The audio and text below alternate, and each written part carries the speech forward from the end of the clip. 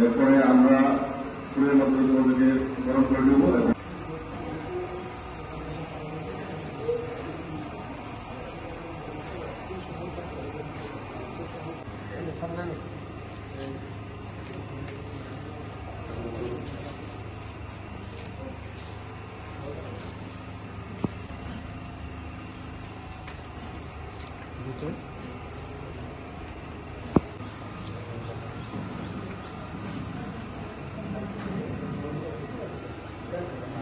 जी sir.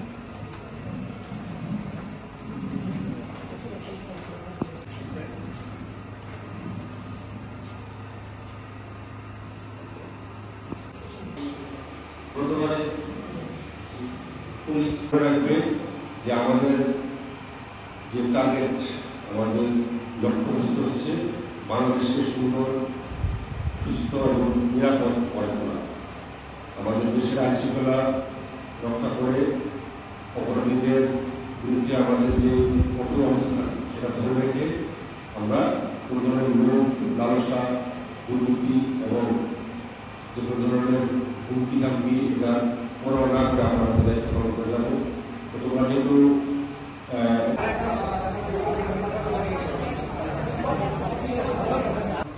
আমি প্রথমে মহান আল্লাহ তাআলার প্রতি শুকরিয়া জানাই, এরপর আমার বাবা মার প্রতি শুকরিয়া জানাই যারা আমাকে এত দূর পর্যন্ত নিয়ে এসেছে। এরপর জনাব মোহাম্মদ নাইমুল হাসান স্যারকে, জনাব আমিনুল ইসলাম, জনাব জাহিদুল ইসলাম স্যারকে আন্তরিকভাবে ধন্যবাদ জানাই, কারণ তারা আমাদেরকে স্বচ্ছভাবে উত্তীর্ণ করেছে, আমাদের কোনো দুর্নীতি হয়নি, আমরা নিজ যোগ্যতায় এখানে আসছি, তাই সবাইকে ধন্যবাদ জানাই। আজকে যে রেজাল্টটা দিচ্ছে আমাদের জনাব মোহাম্মদ নাইমুল হাসান স্যার এবং জনাব আমিনুল ইসলাম স্যার এবং জনাব জাহিদুল ইসলাম স্যার ছিলাম আজকে আল্লাহর রহমতে এবার হয়ে গেছি। স্যারের আল্লাহর রহমতে স্যারের নির্ভুলভাবে আজকে স্বচ্ছ ই দিছে, পরীক্ষা রেজাল্ট দিছে নির্ভুলভাবে, কোনো ই নাই, দুর্নীতি নাই এখানে বলা যায়। কোনো টাকা পয়সা না, কোনো টাকা পয়সা লাগে নাই। গতবার আমি ওইটাই ছিলাম, কিন্তু আজকে দেখা যায় যে স্যারের নির্ভুল মানে রেজাল্ট দিচ্ছে আমাদের। এই কারণে আজকে আমরা খুবই খুশি।